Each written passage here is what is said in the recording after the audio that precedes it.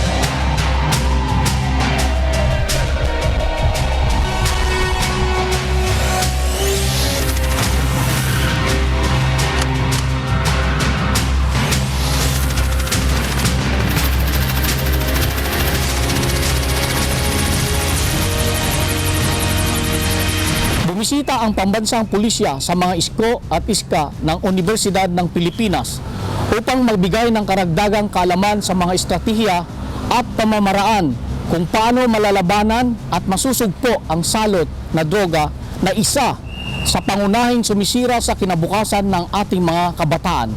Narito at tunghayan po natin. Crime is everybody's concern. Isa ito sa mariing panawagan at mensahe ng pambansang pulisya at ng ating pamahalaan para sa masang Pilipino, na sila ay maging kabahagi sa mga kampanyang isinusulong ng PNP upang mapanatiling ligtas, payapa at kung hindi man ay tuluyang masugpo at mapababa ang antas ng kriminalidad sa ating bansa, lalo na sa usapin ng iligal na droga. Kaya naman kabi-kabilang operasyon at programa ang isinasagawa ng ating mga kapulisan upang tuluyan ang mabawasan ng mga krimen saan mang sulok ng bansa. Maliban sa pagpapatupad ng batas, isang pamamaraan din ng mga otoridad ay ang Information Dissemination Campaign kung saan kanilang nililibot ang iba't ibang paaralan at universidad sa bansa upang mabigyang kaalaman, impormasyon at estratehiya ang mga kabataan upang huwag masangkot sa mga krimen. Kabilang sa mga itinuturo ng PNP sa mga estudyante ay yung mga kaalaman para makaiwas sa iligal na droga at kung paano malabanan ang kriminalidad, na masasabing tunay at epektibong paraan ng pambansang pulisya upang mailayo sa masasamang gawain ang ating mga kabataan. Kaya naman, nitong nakaraang Setyembre 5, taong kasalukuyan, upang lubos na maunawaan ng mga estudyante ang kahalagahan ng kampanya ng pulisya at ng ating gobyerno upang masugpo ang paglaganap ng iligal na droga sa bansa, isinagawa sa Palma Hall 400 sa UP Diliman, Quezon City ang programang Talastasan sa Diliman na may temang Hamon at Tugon sa kampanya laban sa droga.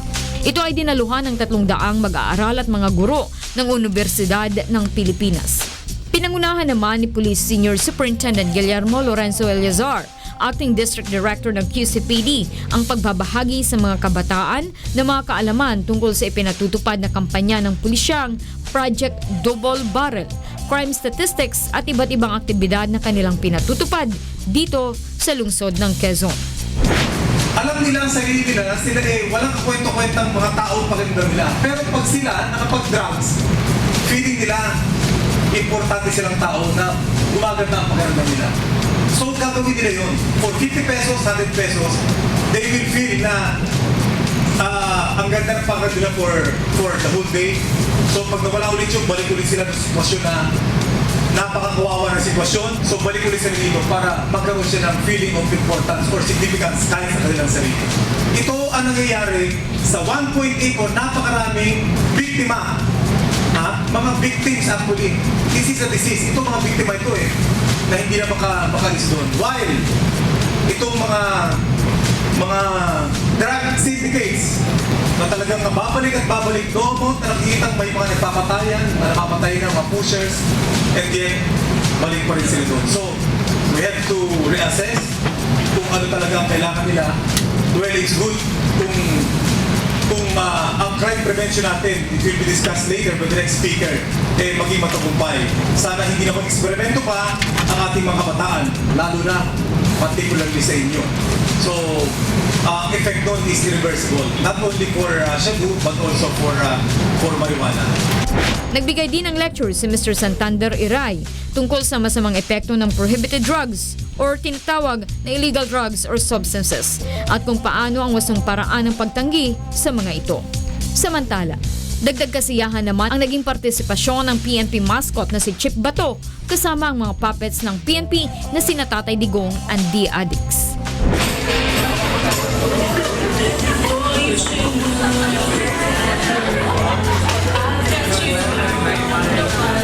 Gawa natin yung programa na yun para kayo iligtas. Ay, maraming salamat po, Mr. President. Okay. Salamat po. Magsuwi Ikaw ha, ikaw magtino-tino ka kunin. Change is here, ha? Change is here. I will even change your birthday to November 2. Birthday chip. Sino may birthday? Ba't di tayo in-invite? Parte rin ng programa ang pagbibigay ng mga babasahin gaya ng Police Digest at anti-illegal drugs flyers sa mga mag-aaral na magsisilbing karagdagang paalala sa kanila sa masamang epekto ng paggamit ng bawal na droga.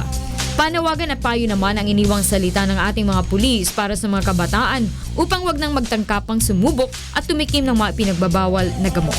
And I join you, lalo sa inyong mga kabataan na sinasabi nila kayo mga susunod, kayo mga pagkaasa ng bayan.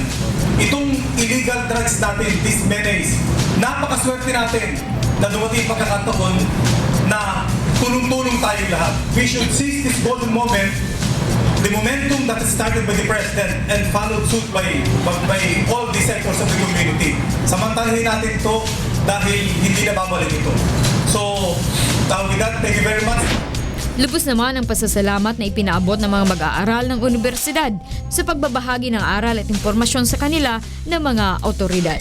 At po sa PNP, dahil nag-reach out po sila sa komunidad tungkol sa mga kampanya nila at dahil doon mas nagkaroon tayo ng mas pag-unawa sa mga ginagawa nila ngayon. Sobrang salute po ako sa PNP, sa lahat ng mga pulis natin kasi nakita naman natin na sobrang laki ng improvement and I'm very happy na meron po silang mga talk na ganito kasi very informative po siya and talagang meron tayong mga realizations after na sigurado ko na maraming nakukuha yung iba ko kung mga estudyante po dito sa inyo.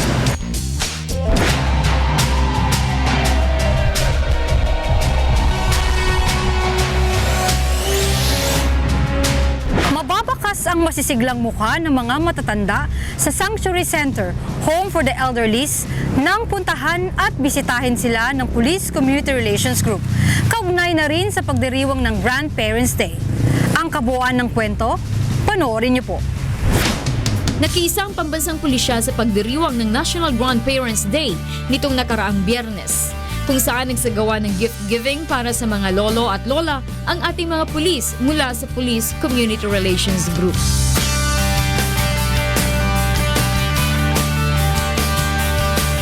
Ito ay para sa pag-iisa ng Philippine National Police sa Grandparents' Day ngayon.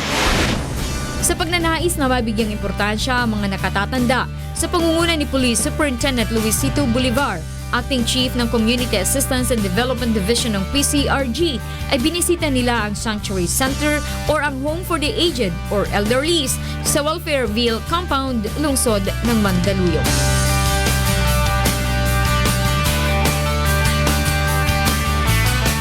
Nagkaroon ng maiksing programa kung saan hinandugan ng mga PNP mascots na sina PO1 Magalang, PO1 Matapat at si Chip Bato nang nakaaaliw na sayaw sa mga nakakatanda.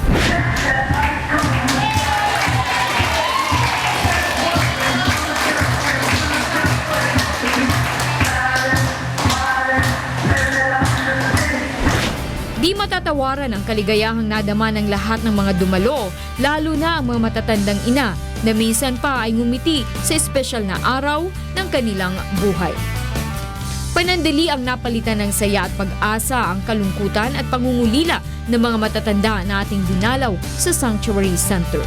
Lubos ang kanilang pasasalamat sa pamunuan ng PNP dahil sa ganitong mga programa.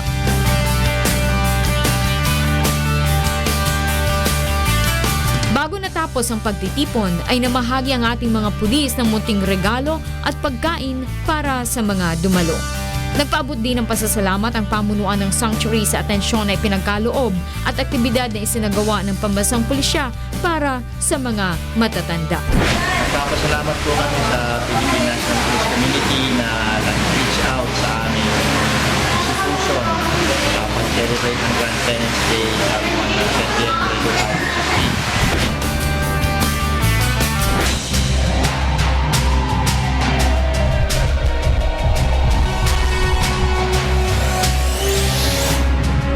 Inalam ng pulis at your service team ang istorya ng aktres kung paano siya nakabangon mula sa paggamit ng party drug at ngayon ay isa ng masigasig na anti-illegal drugs advocate. Narito ang aming panayam. Panoorin niyo po.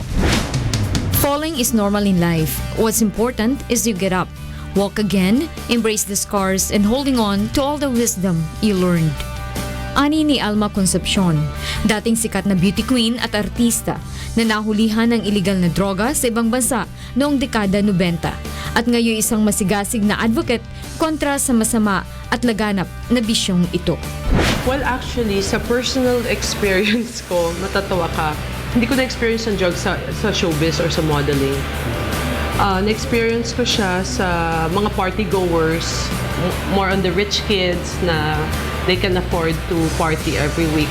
Actually, I don't want to zero in on showbiz or modeling per se, or I want to talk about drugs in general, that it's existing even outside showbiz, even outside modeling. It's really rampant. Now, with the showbiz and modeling, I think is the pressure to lose weight. So, kasi sometimes yung drug use talagang nakakawala na gana kumain. So, it's the pressure to lose weight. So, it's a lazy way. I think it's a quick fix. Nagiging solution nila on weight loss ang paggamit ng drugs. Kasagsagan ng career noon ni Alma bilang artista nang siya'y ma-apprehend sa Agana International Airport sa Guam. 23 anyos lamang siya noon. Dahil sa kasikatan, nalathala ang pangyayaring ito sa mga pahayagan at pinag-usapan sa radyo at telebisyon noong mga panahong iyon. Sa balita, sinabing nahulihan siya ng ice or shabu sa kanyang handbag at nakaambang makulong sa loob ng 20 taon kung mapapatunayang nagkasala. Ngunit, sinabi niya sa mga otoridad sa Guam na iyon ay bigay lamang ng isang kaibigan sa showbiz na sumusubok lamang ng illegal substance noong mga panahong iyon. Aksidenteng nailagay iyon sa kanyang bag na nadala naman niya sa Guam. Dahil dito ay nag-undergo siya ng drug test na nagresulta naman na paborable sa kanya. Negative ang result nito. Sa paglilinaw ni Alma, sinabi niyang hindi siya gumamit ng shabu, sa halip ay party drug lamang na ang tawag ay ecstasy ang kanyang sinubukan. Ngunit dahil epileptic, bawal sa kanya ang mga iyon, maging ang alcohol, dahil maaaring malagay ang sarili sa peligro kung kanyang ipagpapatuloy ang paggamit nito. Sinubok lamang niya ito ng minsanan sa loob ng 2 taon. Matapos ang 24 na grueling court proceedings sa Guam, ay naakwit si Alma sa drug charge matapos mapatunayang not guilty. I gave up. It's easy. I didn't go out nightlife for automatically after 1998, after what happened to me in Guam, I didn't go out. And then 1999, I got pregnant. So year 2000, I gave birth. So since then, I only go out at night for occasions.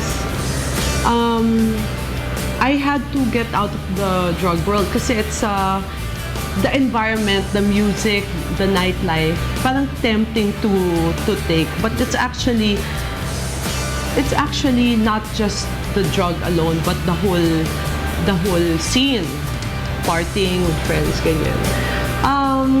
It was easy. Once I don't go out, I don't take anything because, again, you don't take drugs alone. I don't know for other people. So other people siguro, they take drugs alone. But in my case, with ecstasy, it's taken with groups. It can never be taken alone.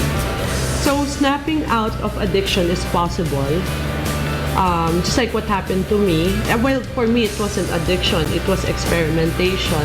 But snapping out of it is possible because you can hear a lot of success stories of people experimenting and actually succeeding in life. Dahil sa mga pangyayaring iyon, gumuho ang kanyang career. Lumayo siya sa limelight, maging sa party life. Sa halip, pinili niyang manahimik, bumalik sa pag-aaral sa kolehiyo sa kursong International Business Studies. At bilang isang celebrity, alam niyang may impluwensya siya sa mga mamamayan at kabataan, kaya naman naging advokasya niya ang magsalita sa iba't ibang pagtitipon at eskwelahan upang labanan ang iligal na droga. Kamakailan ay naging recipient siya ng Model Mom of the Philippines 2016. Sa QCPD ay tumanggap siya ng Plaque of Appreciation for her valuable participation as a speaker during the surrender of drug users or pushers in Quezon City. Naging maingay ang pangalan ulit ni Alma this time bilang advocate laban sa illegal na droga. Now, when I talk to younger people, na parang seeing myself in their shoes, just like what happened to Close Up, it's really true when they say that life is so fragile and you can destroy your life in just one split second, just like what happened to me. I almost lost everything. It's just so nice that I was able to recover at an earlier time.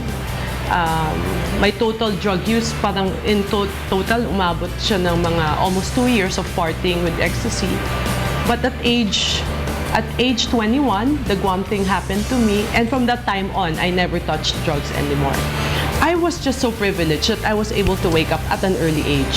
Dagdag pa niya, it's frightening that we see kids around even flaunting about using drugs and defying authorities. It makes me happy to see the efforts of the government to achieve a clean environment for the next generation.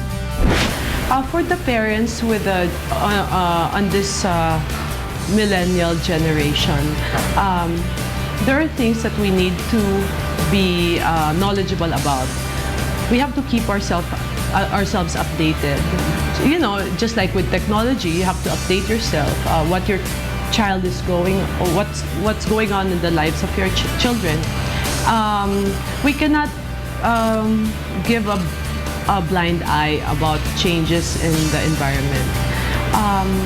Drugs has been around since long time ago, and our duty as parents is we have to be aware and we have to be knowledgeable on everything that's going around, and the drug problem is one of them.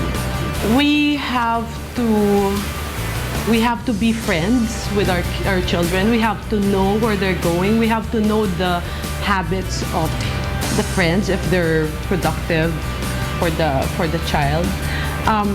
It is important to know na talaga dapat walang drug user na kaibigan yung anak nyo, because these drug users, they go in groups. They don't take drugs alone. And they love sharing drugs with people. They love influencing, because the reason why they did drugs is they want to belong. And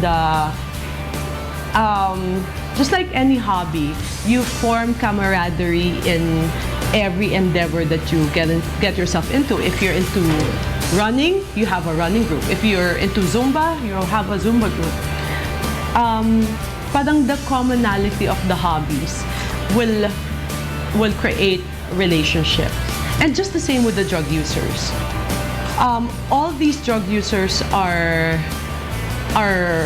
they become close to each other, jamming together, and then they think that they have this friendship.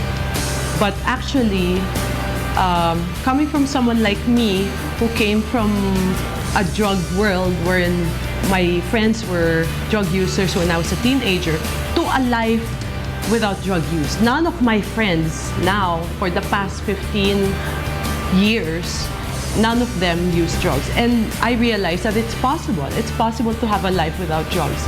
Para sa kanya ay nararapat na magtulong-tulong ang bawat isa sa atin, hindi lamang ang gobyerno, upang masolusyonan ang problemang ito sa illegal na droga. Dahil sa panganib na dulot nito sa ating mga kababayan higit sa ating mga kabataan, I commend the government's program to provide jobs and rehabilitation and giving hope for drug users to change and have a new life. Ania. For the parents, number one, they should be friends with their children. Number two, they should be friends with the friends of their children. And they should be involved with all of the activities of the children. And they should keep the children focused on their goals and dreams. Because any mistake that you create along the way will be a delay in reaching your child's dreams. So that's what I say to my son. Any form of delay, whether you get somebody pregnant, you get into drugs, it will be a delay in reaching your goals. And being delayed or being late where everybody's in front of you, if all of your friends are ahead of you, it's a very painful feeling. To be able to keep track with your friends, to be able to be ahead, to be the influence of the parents, they should go beyond giving education. They should always keep the children aligned to their destiny, to their goals. Na dapat they should give productive activities. So aside from school, dapat meron sila activities na meron silang eagerness to excel. For example, sports or an extracurricular activity that is very productive. Kasi drug use is also an extracurricular activity. So dapat ma-enjoy nila yung extracurricular activity outside the school, outside the home. So para productive yung group nila. Bagamat nagkamali minsan sa kanyang buhay si Alma Concepcion, ay pinilit niyang bumangon, magbagong buhay at tumulong sa kapwa upang hindi maligaw ng landas. Naway pamarisa ng ibang celebrities ang buhay at inspirational story ni Alma Concepcion. Sumasaludo ang pulis at your service sa iyo, Alma Concepcion, sa iyong tatag, tapang at muling pagbangon sa buhay at sa advokasya mo kontra iligal na droga.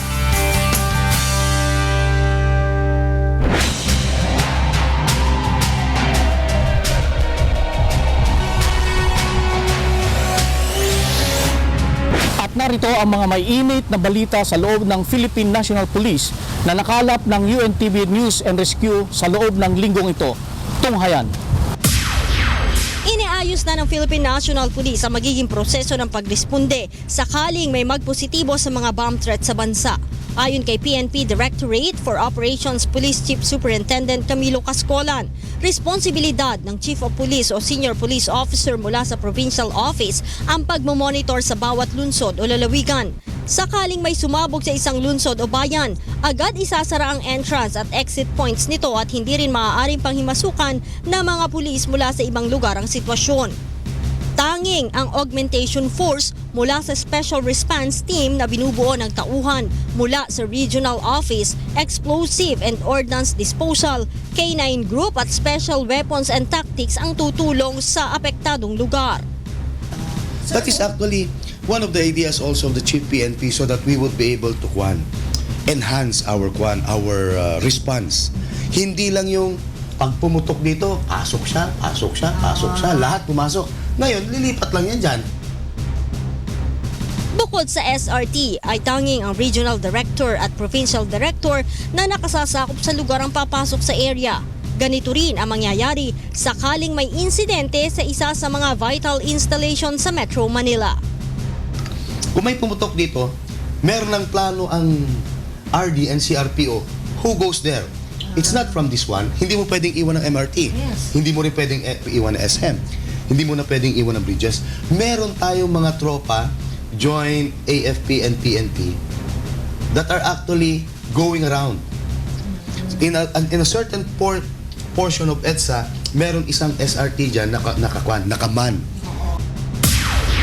Hindi pa rin makumpirma ng Philippine National Police ang kinalaman ni Talitay Maguindanao Vice Mayor Abdul Wahab Sabal sa Davao Blast.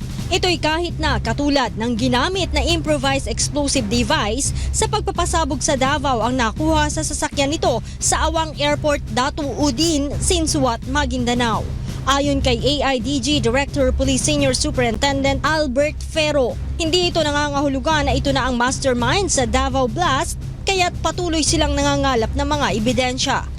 Doon po kasi sa Maguindanao area, yung mga common kasi yung ganung klaseng explosives, yung mortar rounds na yun. So as to yung talagang to brief our public na yun po ay iniimbestigahan po natin. Sinabi pa ni Ferro na kabilang sa nakuha sa sasakyan ni Sabal ang M16 rifle, 2 granada, isang 45 pistol at isang IED 60mm mortar round na may nakadikit na radyo at telepono na katulad ng ginamit sa Davao Blast. Sa asawa naman ng BC Alcalde na si Mohana Sabal, natagpuan ang 12 sachet ng hinihinalang shabu. Kaya naman, sinampahan na ito ng kaukulang reklamo sa Department of Justice.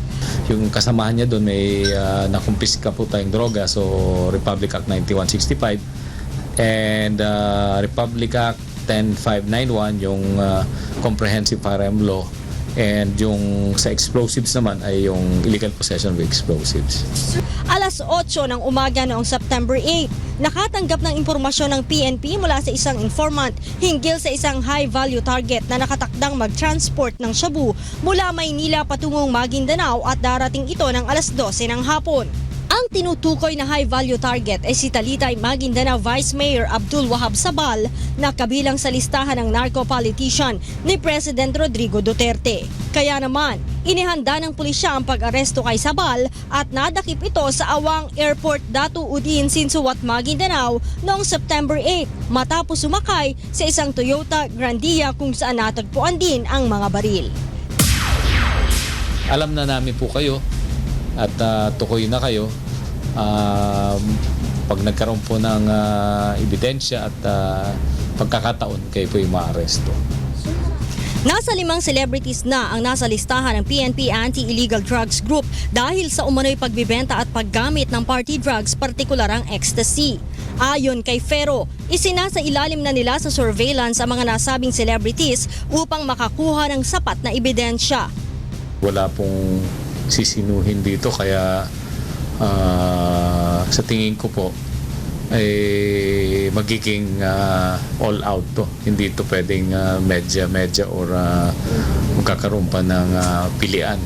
Hinikayat na rin ni Ferro ang mga ito na sumuko na sa pinakamalapit na police station.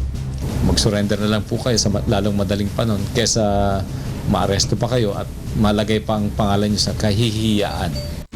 Noong August 11, napatay sa drug operation ng AIDG sa San Pedro, Laguna si Alvin Comerciante alias Bordado na umano'y supplier ng illegal drugs ng mga artista. Ito ang nagpatibay sa mga natatanggap nilang sumbong hinggil sa mga artistang nagbibenta at gumagamit ng illegal na droga. Sa mahigit 100 law enforcer at local government executives na pinangalanan ni President Rodrigo Duterte na sangkot sa illegal na droga, nasa 72 na natanggalan ng lisensya at registration ng baril ng PNP Firearms and Explosive Office. Ayon kay FEO Deputy Director Police Senior Superintendent Jose Malayo, sa 72 personalidad, 44 dito ang elected official, 1 ang judge, 3 ang PNP official at 24 naman ang tauhan mula sa Philippine National Police, Armed Forces of the Philippines at iba pang law enforcement agency. 380 baril naman ang pagmamay-ari ng mga ito, kasama na ang siyam ni Talitay Maguindanao Vice Mayor Abdul Wahab Sabal na kinabibilangan ng 5 short firearms at 4 na Class A light weapons o high-powered firearms. Dagdag ni Malayo, sa 318 firearms na tinanggalan ng lisensya, 49 pa lamang ang ipinatago o nakadeposito sa kanila. Ang deposits o deposit area ng mga firearms is not only at FEO. It will start from the nearest police station tapos dadalhin po yun dito sa atin. Kung hindi aniya maidideposito ang mga nasabing baril, mahaharap ang mga ito sa kaso dahil sa pagmamay-ari ng loose firearms. That could be subjected for some law enforcement operations like applications for the search warrant in accordance to procedure.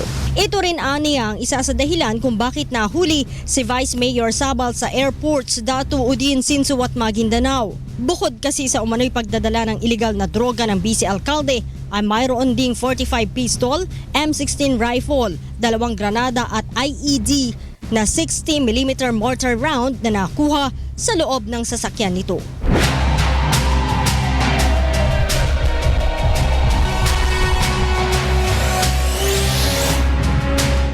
Patuloy po nating suportahan ang Philippine National Police, ang programang Project Double Barrel o Plan Tokhang at PNP Patrol Plan 2030.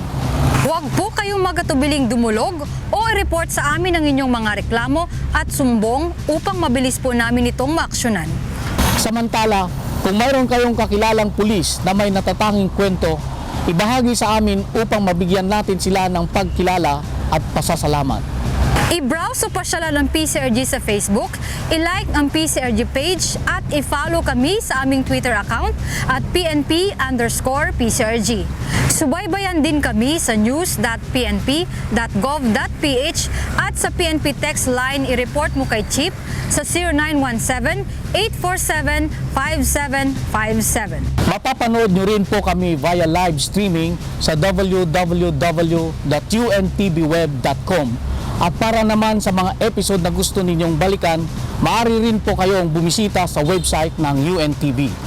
Magkita-kita po tayong muli sa susunod na Sabado, dito pa rin sa nag-iisang public service channel, ang UNTV News and Rescue. Ako po si Police Chief Inspector Irish Lane Serrano ng Directorate for Controllership. At sa ngalan ng ating Chief PNP, Police Director General Ronald Marapon de la Rosa, sa Acting Director ng Police Community Relations Group, Police Senior Superintendent Gilberto D.C. Cruz, at sa buong hanay ng pambansang pulisya ng Pilipinas. Ako po si Police Senior Superintendent Randolph Balonglong ng Historical Museum and Management Division ng PCRG. Ito ang serbisyong hatid ng pulisya para sa bayan. Para sa mamamayan, Police at your service.